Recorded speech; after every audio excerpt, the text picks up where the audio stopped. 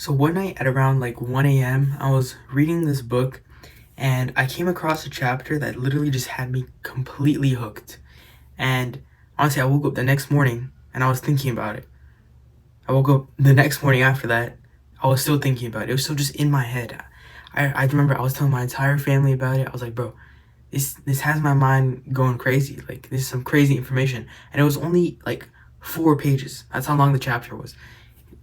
So, and he fit that much information just condensed into 4 pages. And those 4 pages, I think it's gonna have an impact on how I live like the rest of my life. Like, no joke, no like clickbait, no meme, no scam. But I think that's generally how it might impact my life. So basically, it was this book, Beyond Order, 12 Rules of Life by Jordan Peterson. And it was called, as you figured out by the title probably, The Utility of the Fool. Now, I read this at first, I was like, what the hell could that mean? Like, what point are you trying to make here, right? So then, as I read on, right, and you might think that, oh, a fool doesn't have much utility, they're not smart, like, like, what the hell could that mean? But the chapter starts to argue that there's an infinite supply of gratitude, but a very, very limited supply of humility in this world. And that's pretty much what the chapter is about. There's so much gratitude, but not enough humility. And what that means is we can always be grateful for things. Like, oh, I'm grateful for this camera I'm recording on right now, right? We can always do that. But what we can't always have is kind of putting our ego aside and thinking that I'm just about as smart as my little cousin. Maybe that's humility. He may be smarter than I am, in fact. And what he's trying to say here is that you can learn so much from being in this mental state of there's so many people that are smarter than me.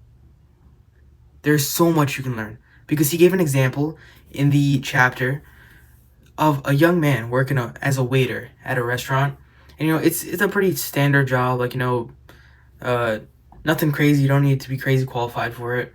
But this example was really interesting because the dude who's their waiter, this story was from the perspective of Jordan Peterson. Him and his wife, like his family, they went to this restaurant and the waiter knew his stories and whatnot. So, but what the waiter came up to him and said, he told him his story. Basically, he started off as a waiter, which he still is now, but Jordan Peterson's teachings made him think differently. It changed his attitude. He stopped criticizing what he was doing, like, as the book says. He stopped criticizing what he was doing or himself or doing it, and he instead changed his mind to see what could happen if he worked as hard as he could.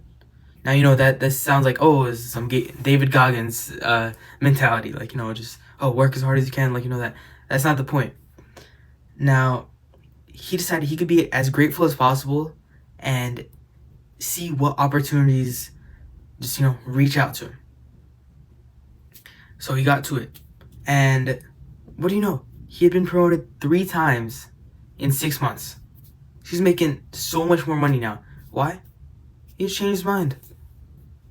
It's literally as simple as that. Because he realized that his job is probably a lot more important than anyone might think. Because in order to be a waiter, you need to have good communication skills, like, communicating to the chef that this is what they want. You need to be polite and engaging with, like, the customers, kind of adds on to the last point. You have to show up on time, treat your superiors with respect, and also do the same for the people below them in the structure of authority.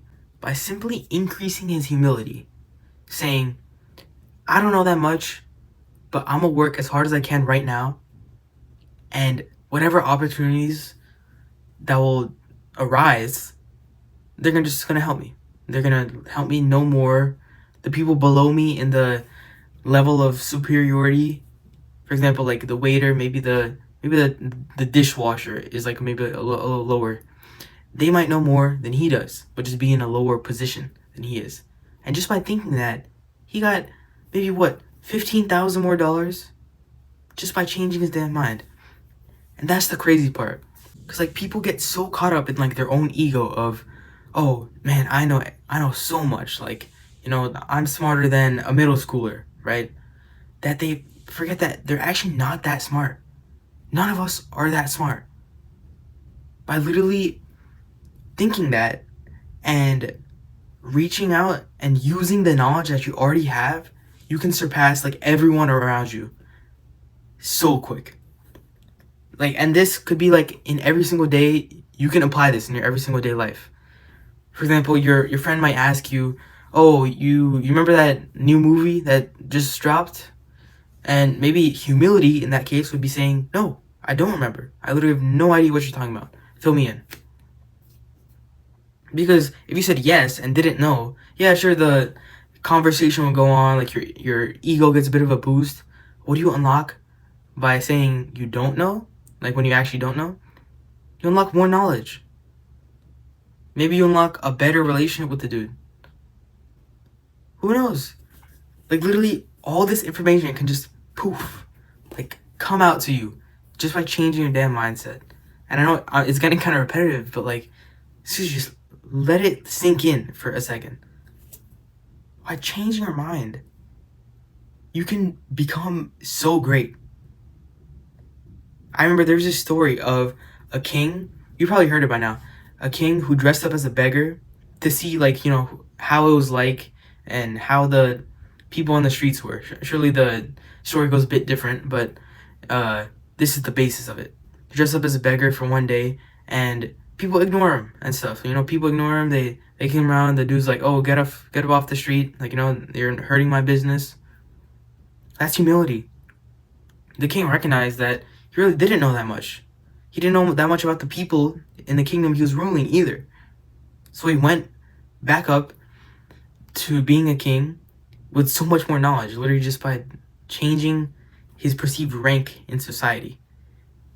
The lowest rank, let's think of it as a pyramid, the lowest rank of, let's say, like, society has the most knowledge. Because that's where the thing about it in the food chain, that's where the producers are. Up here are, like, the alpha predators, something like that. Like, let's say the great white shark is up here. And then the things that whales eat, like the little microorganisms, are down here, the producer. There's so many of them, but there's only, like, a couple great white sharks in comparison. And if you put that into knowledge, there's so much knowledge at the bottom, but once you're at the top, it's not much about learning more. It's just about, you know, just, oh, I'm a president, CEO, like, you know, just use what I already have. And if that president, CEO went down and asked, like, let's say the dudes working in the cubicles in the offices, like, you know, what do you guys think the stock market's doing, or something like that? Like, you know, just getting information from them, he could learn so much more, and his entire company could step up. So before you click off this video, I want you to think about one thing. The next time you're in a conversation, or let's say some sort of social atmosphere, think about it. How can I make myself the fool in this situation? Because as you probably know now, the fool has so much more to learn than the genius, let's say. So think about it. How can I make myself the fool in this situation? Like, you could use that other example. Let's say your friend asks you if you know the new movie, you don't.